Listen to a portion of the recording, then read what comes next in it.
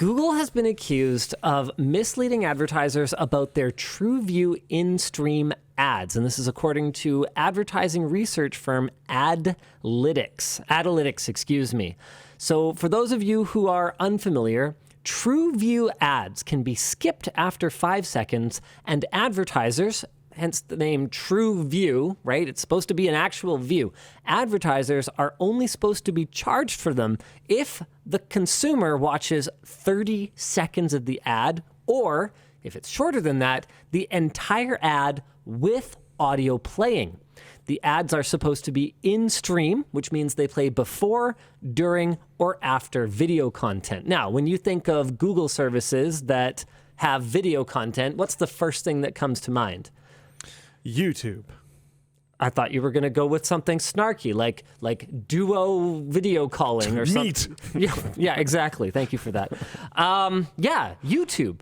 But Adlytics found that 42 to 75% of TrueView ad spend was allocated to ads that did not meet Google's claimed standards. The firm reviewed the ad campaigns of over 1,000 brands across the internet and found that many of the TrueView ads were run not only in small video players that were just in the corner or the side of the screen, some of which were fully muted, but in some cases on sites that contained content that would violate Google's terms of service.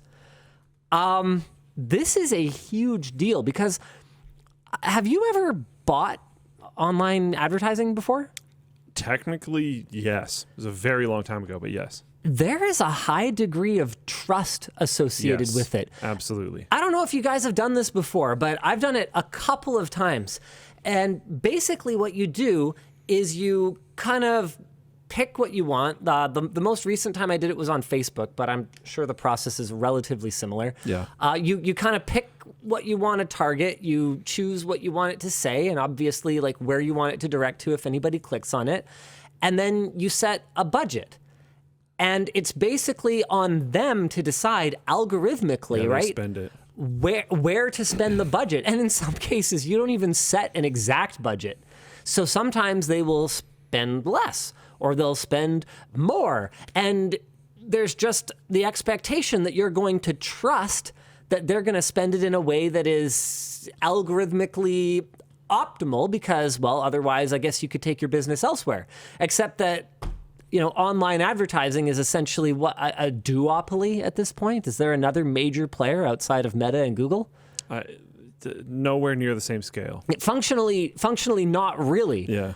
And so if Google is saying, hey, this is going to be played on content that is verified brand safe, on sites that are controlled by us, like when they say TrueView ad, I had never even heard of those running anywhere other than on YouTube. You have high expectations. But you know what's funny is as soon as I saw the article about this, as soon as I saw the report, I went, yeah, I have seen the 5-second countdown on other click sites. To skip on other sites. You saw an ad. I had always just, I don't know what the ad was for. You just saw the skip button. I saw a skip button for an ad. Fair enough. But I always just kind of assumed that it was someone cloning Google's interface because that happens all the time. Yeah. Yep. Where you'll see something that looks like a reCAPTCHA, but it isn't. Or you'll see something that looks like, you know, ad choices or whatever, but it is something else. Yeah. Yeah. The research... And to defend that assumption, there are players that have done that for advertisements that are not Google ads. Right. They have the 5-second skip. It's in the same spot. The box looks almost identical. And I guarantee you it's not a TrueView ad. So, like, that was a decent assumption.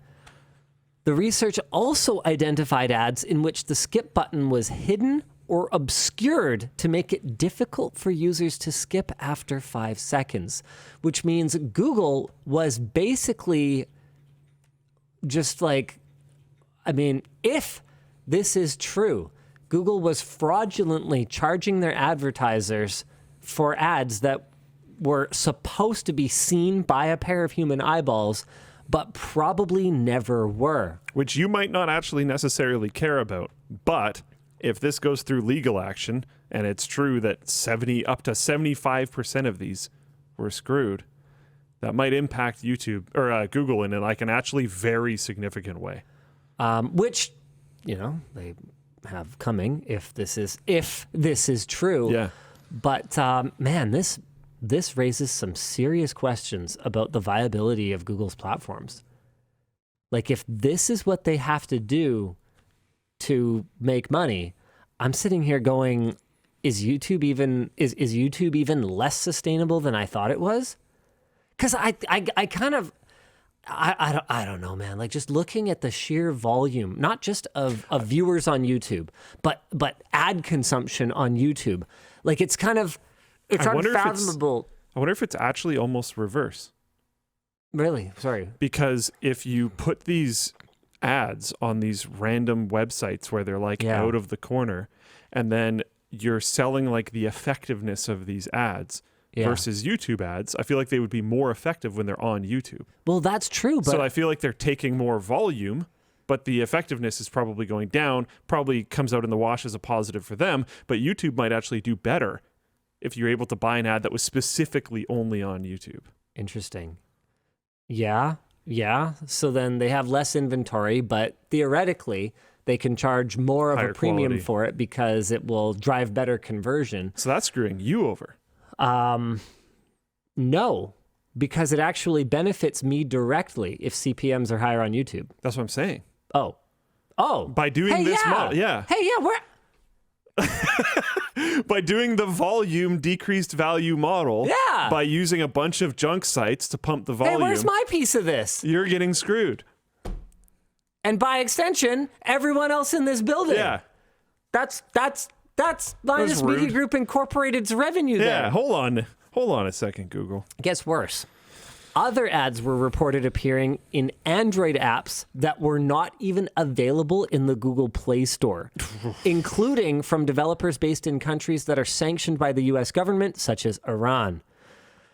By the way, small update. Seems to at least somewhat be working. There's currently 6.4 thousand on YouTube watching WAN. Okay, so I guess 2 live streams, double the fun. Yeah, cool. I don't know. Then 30% more fun. There is notably less people watching the 24/7 stream.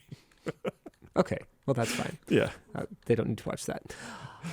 Now, Google is not just going to take this lying down. Yeah. Google's director of global video solutions, Marvin